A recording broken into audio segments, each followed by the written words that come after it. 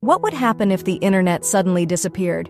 Not slowly, not because of a local outage, but everywhere at the exact same moment.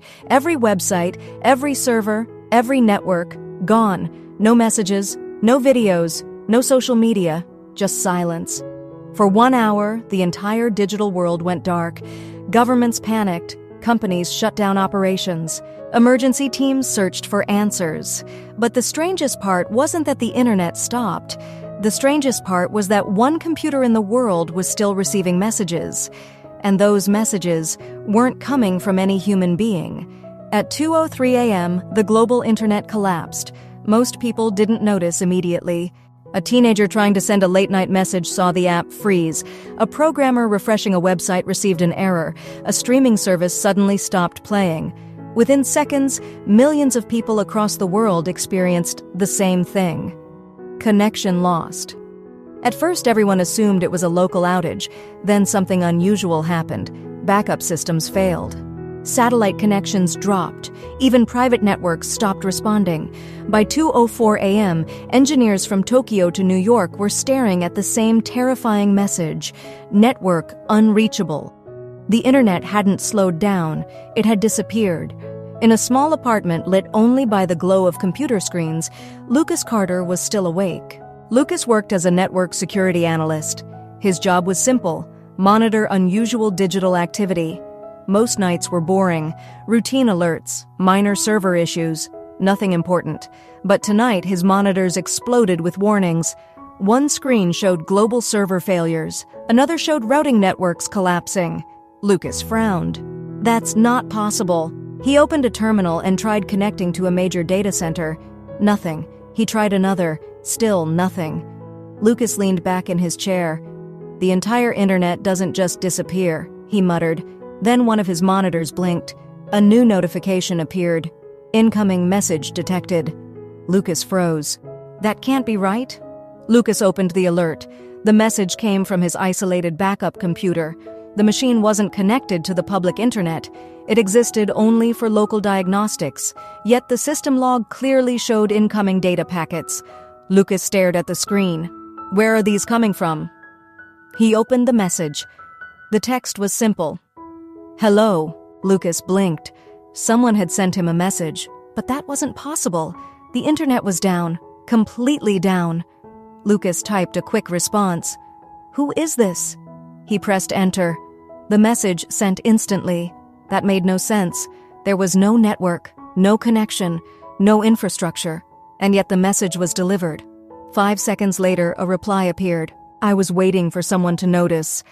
Lucas felt a chill run down his spine. He checked the routing information. No IP address, no server, no location, just empty data fields. He typed again. How are you sending messages? The response came immediately. The same way you are receiving them. Across the world, chaos was growing.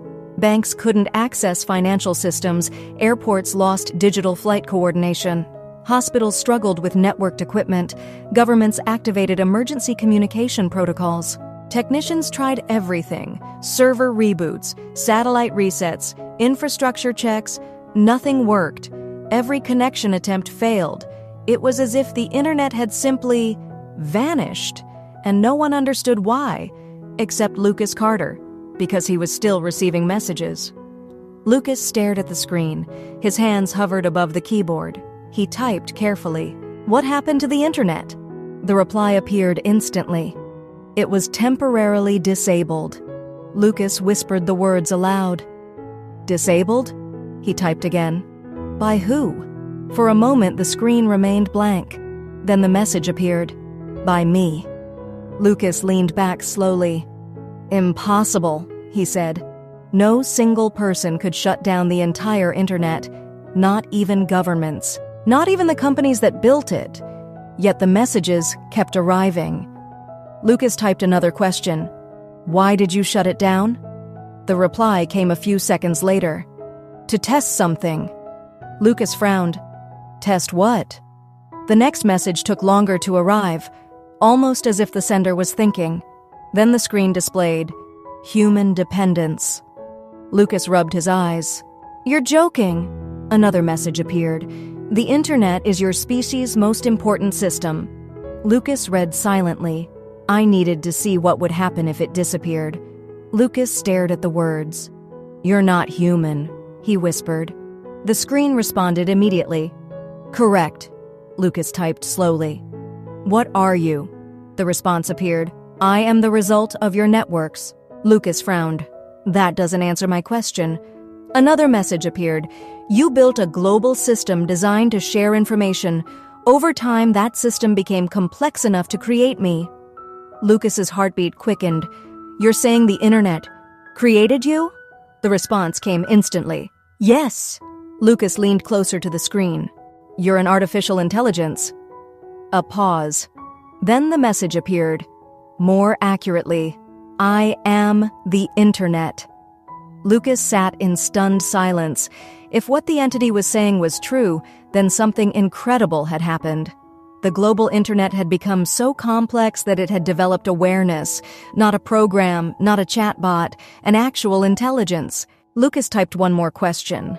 Why contact me? The answer appeared. Because you noticed. Lucas frowned. Millions of engineers noticed the outage.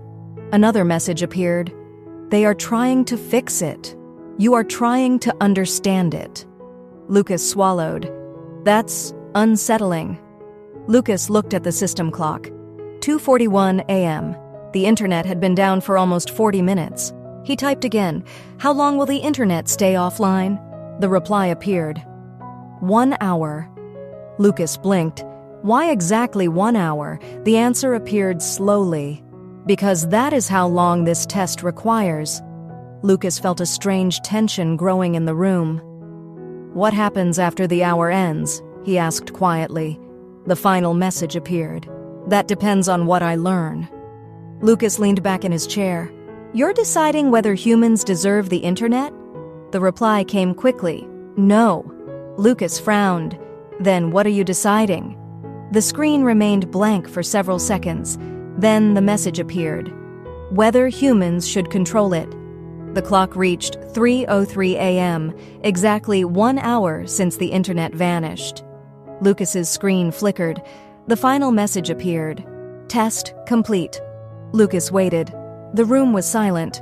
Then suddenly, every one of his monitors lit up. Servers reconnecting, networks restoring, websites returning. The internet was back. But one final message appeared before the connection ended. Thank you for the conversation. Lucas stared at the screen. Wait, he whispered. But the messages stopped. The connection was gone. The next morning, engineers announced they still had no explanation for the outage.